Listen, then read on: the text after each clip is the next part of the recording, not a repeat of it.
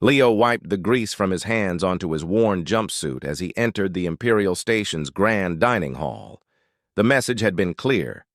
All station personnel, Level 3 mess hall, 1800 hours.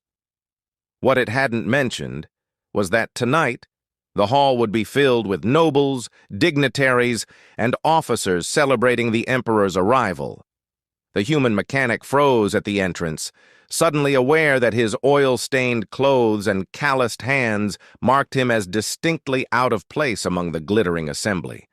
But hunger gnawed at his stomach, and he'd worked a double shift in the engine rooms.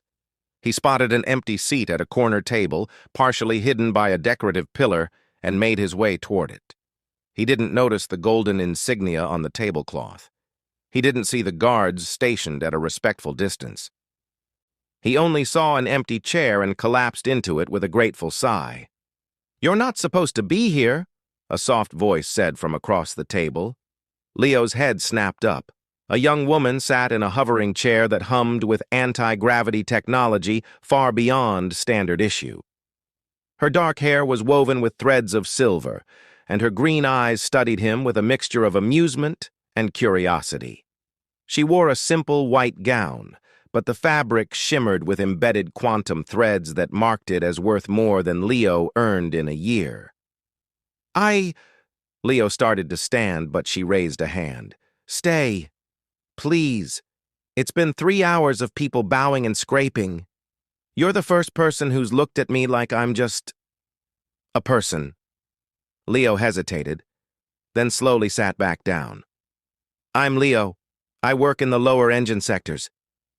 I think I got the wrong message about dinner." "Anna," she replied, "and you're at the right place, just the wrong table. This one's reserved for the Emperor's family." She gestured to herself with a wry smile. "Population, 1. I should really— Do you know anything about neural interfaces?" Anna interrupted, leaning forward slightly. Her hover chair adjusted automatically, maintaining the perfect angle. The question caught Leo off guard. Yeah, actually, I work on the cybernetic integration systems for the station's mechanical arms. Why?" Anna's eyes lit up with an intensity that made Leo forget about the guards, the nobles, and his grease-stained clothes. "Because I've had 47 specialists from 14 different worlds tell me that nothing can be done about my condition. The racing accident damaged my neural pathways too severely. The chair is as good as it gets." She said it matter-of-factly, but Leo heard the frustration underneath. He'd heard that tone before, in his own voice, when experts told him a problem was unsolvable. "Can I ask what specifically they said was damaged?" For the next 20 minutes, Anna explained her condition while Leo listened, occasionally asking technical questions that made the guards shift uncomfortably. Around them, the dinner continued, but their corner seemed to exist in its own bubble. "The problem," Leo said finally, "is that they're thinking about it wrong. They're trying to bridge the gap with technology that mimics the neural pathways. But human engineers, we learned something different when we started colonizing low-gravity moons." "What's that?" "Sometimes you don't fix the bridge. You change how you cross the river." Leo grabbed a napkin and started sketching. "Look, your C4 through C7 vertebrae are damaged, right? And they've tried to create artificial neural connections. But what if instead of trying to send signals the old way, we reroute them? Use your intact neural pathways, the ones for your arms and upper body, and create a translator system." Anna stared at the napkin, her eyes moving across Leo's crude diagrams. "A translator? Like learning a new language. Your brain wants to say, 'move legs.'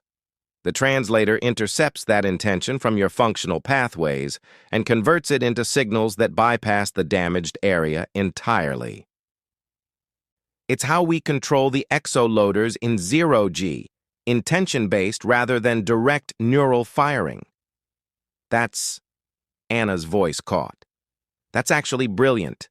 Why didn't any of the specialists—" "Because they're specialists," Leo said with a shrug. "They know everything about neurology or everything about cybernetics. But humans, we're generalists. We're the ones who take the servo system from a cargo loader and jury-rig it to fix a broken airlock. We steal ideas from everywhere. Anna was quiet for a long moment. Then she smiled, a real smile that transformed her entire face. Leo, the mechanic who sat at the wrong table. How would you like a job? I have a job.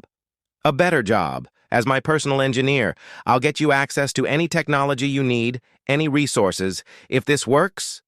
If it works, Leo interrupted. You're going to have to promise me something. What? That you'll teach me the right way to eat with all these fancy forks. Because if I'm going to be working with the Emperor's daughter, I should probably learn which fork is for salad. Anna laughed, a genuine, delighted sound that made several nobles turn their heads. Deal. Though I should warn you, my father is going to have you thoroughly investigated. Will he find anything interesting? Probably just a lot of parking violations and a tendency to solve problems that everyone says are unsolvable. She extended her hand across the table. Partners? Leo shook it, his grease-stained fingers clasping her delicate hand.